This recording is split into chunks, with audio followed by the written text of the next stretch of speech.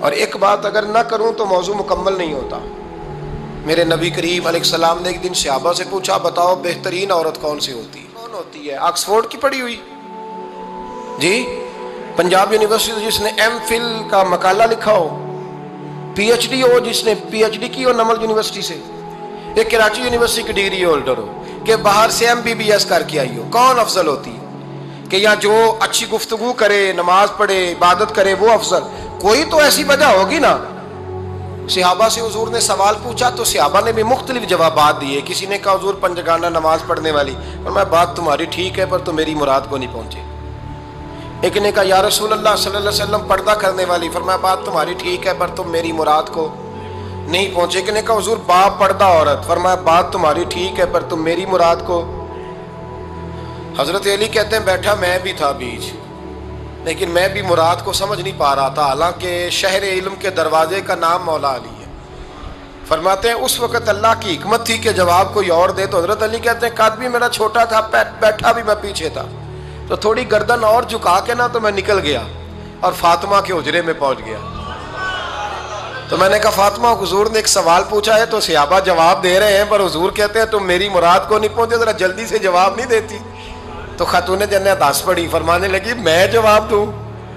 آپ کو بھی کہاں دیں جواب کا کیا؟ فرمانے لگے بتاؤ سب سے بہترین عورت دنیا کی کون سی، سب سے بہترین؟ تو جناب فاطمہ کہنے لگی سادہ سا جواب تھا، آپ لوگوں کو آیا کیوں نہیں؟ کہا چلو بتاؤ۔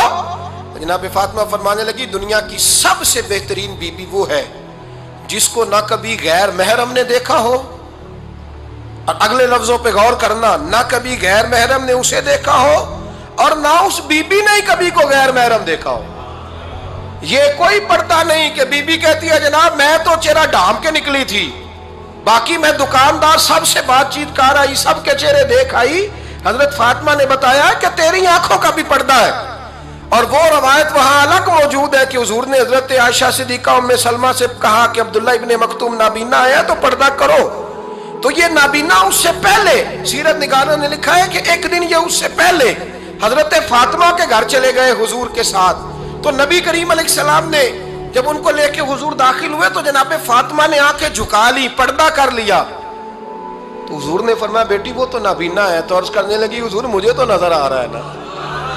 یعنی حضور نے جو ازواج کو کہا وہ بات کی، جناب فاطمہ کا جو انداز ہے وہ نرالا ہے۔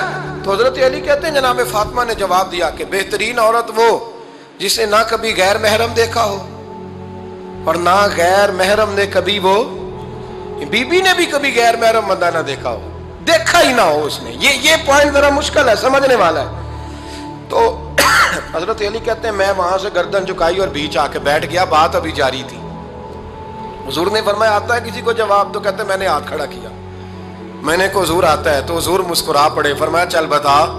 میں نے عرض کی حضور بہترین عورت وہ ہے کہ نہ کبھی اسے غیر محرم نے دیکھا ہو نہ اس نے کبھی غیر محرم دیکھا ہو۔ تو حضرت علی کہتے ہیں شاباش مجھے ملنی چاہیے تھی نا۔ حضور مسکرا پڑے، کہنے لگے میں نے تو پہلے ہی کہا ہے فاطمہ تو بدعت منی، فاطمہ میرے جگر کا ٹکڑا ہے، میں نے تو بڑا پہلے کہہ دیا ہے۔ تو کہتے ہیں صحابہ میری طرف دیکھنے لگے کہ یہ تو تعریف فاطمہ کی ہونے لگ گئی ہے۔ تو میں نے کہا کیا کریں، اس محبوب کو بتایا ہے جس کے لیے اللہ نے کوئی پردہ رکھا ہی نہیں، سارے پردے کھول دیے۔ حضرت فاطمہ کے وصال کا وقت آیا، انتقال کا، تو حضرت اسماء بنت امیس کو بلایا اور بلا کے فرمانے لگی تو مجھے غسل دینا اور سوائے میرے شوہر مولا علی کے کسی اور سے مدد بھی نہ لینا۔ اور فرمانے لگی میں نے حبشہ کے بارے میں سنا ہے کہ وہاں جب بیویوں کا جنازہ اٹھتا تھا تو وہ لوگ چارپائی کے اوپر یوں کر کے اس طرح کر کے لکڑیاں لگاتے تھے، نیچے باندھ لیتے تھے اور لکڑی میں لچک ہو تو اوپر جا کے پھر اس کو باندھ دیتے تھے تو پردہ بن جاتا تھا۔ فرمایا میں نے علی کو بتا دیا ہے، تمہیں بھی بتا رہی ہوں، جنازہ میرا رات کو اٹھانا اور لکڑیاں لگا کے نا تو اوپر پردہ کر لینا، میرے وجود پر پڑی ہوئی چادر پر بھی کسی کی نظر نہیں پڑنی چاہیے۔ رات کو جنازہ اٹھانا اور رات کو مجھے دفن کر دینا۔ مدینہ منورہ میں حضور کے وصال ظاہری کے 6 ماہ بعد جناب فاطمہ الزہرا کا جنازہ اٹھا تو مسجد نبوی شریف سے ایک شخص اپنی داڑھی آنسوؤں سے بھگوتا ہوا نکلا تو حضرت ابوبکر صدیق نے کھڑا کر کے پوچھا کیوں نبی پاک کے چچا عباس روتے کیوں ہو؟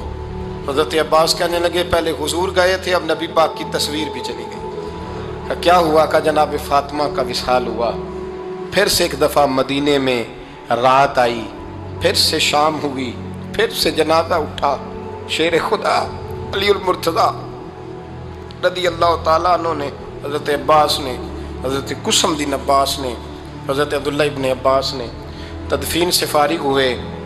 ایک روایت ہے کہ حضرت عباس نے جنازہ پڑھایا، اور ایک مستند روایت ہے کہ حضرت ابو بکر صدیق نے جنازہ پڑھایا۔ اور جب جنازہ پڑھا کر کے باہر نکلے تو حضرت علی شیر خدا کی آنکھوں میں آنسو تھے۔ اتنے کالی روتے کیوں ہو؟ مانے لگے صرف فاطمہ نہیں گئی، مصطفیٰ کریم کی امت کے لیے دعائیں کرنے والا ایک بڑا ہاتھ رخصت ہوا ہے، ایک بڑا ہاتھ۔ جناب فاطمہ الزہرا نے 29 سال کی عمر مبارک گزاری۔ میں نے پہلے بھی ایک دفعہ یہ موضوع بیان کیا تھا تو میں نے بات کر دی تھی، کیونکہ میں نے نہیں کی، وہ بات کسی اور کی ہے، کرنی بڑی ضروری ہے۔ علامہ اقبال کہنے لگے، اسرار بے خودی میں لکھنے لگے کہ فاطمہ جو تو نے کیا ہے وہ کوئی نہیں کر سکتا۔ اقبال کہنے لگے فاطمہ جب تجھے دیکھتا ہوں نا تو تڑپ اٹھتا ہوں۔